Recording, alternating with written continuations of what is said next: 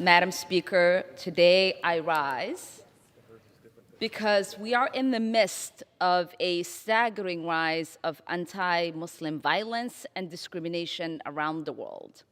At its worst, it is Uyghurs in concentration camps in China and genocide against the Rohingya in Burma. But those atrocities are part of a deeper fabric of violence against Muslims and impunity for violence against Muslims at a global level. In India, Prime Minister Modi's government has moved to strip citizenship from millions of Muslims. In Sri Lanka, anti-Muslim laws and violence have imposed terror on the community. In Hungary, in Belarus, and Poland, politicians have stoked fear of Muslim migrants and refugees. In New Zealand and Canada, white supremacists' violence has targeted Muslims, including at their places of worship. And of course, we in the United States are not immune to this hatred.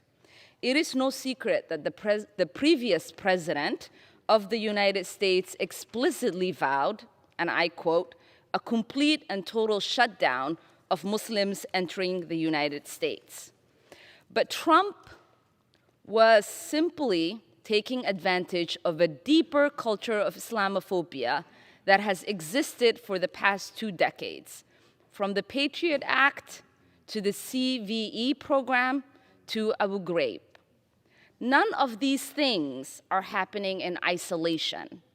We must understand that these problems are interlinked.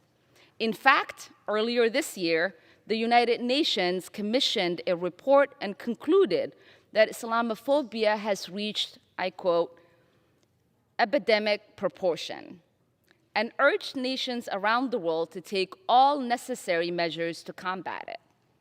As a country that was founded on religious liberty, our leadership on international religious freedom depends on recognizing that Islamophobia is global in scope, and we must lead the global effort to address it.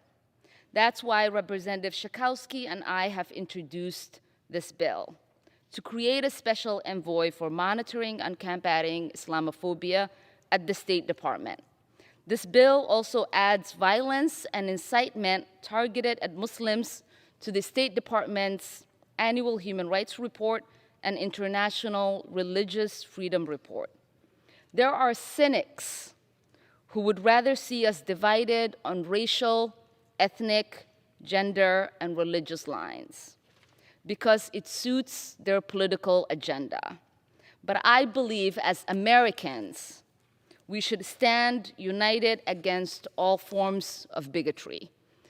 In fact, this legislation is modeled on the Special Envoy to combat anti-Semitism, and I was proud to co-sponsor and vote last Congress on legislation to elevate that envoy to a cabinet-level position. Because it is important, Madam Speaker, that we live in a world where everyone is free of persecution based on their religious background and beliefs. And until everyone is free to practice their religion, no one is. So I want to thank the co-lead of this bill, a partner in justice, Representative Jan Schakowsky, along with Chairman Meeks, Speaker Pelosi, and the leadership team for their commitment to this legislation. I also want to thank the Council on American Islamic Relations for their advocacy on this, and all the groups representing cross-section of human rights, civil rights, and faith coalitions who fight for religious rights for everyone around the world. And with that, Madam Speaker, I yield back. The gentleman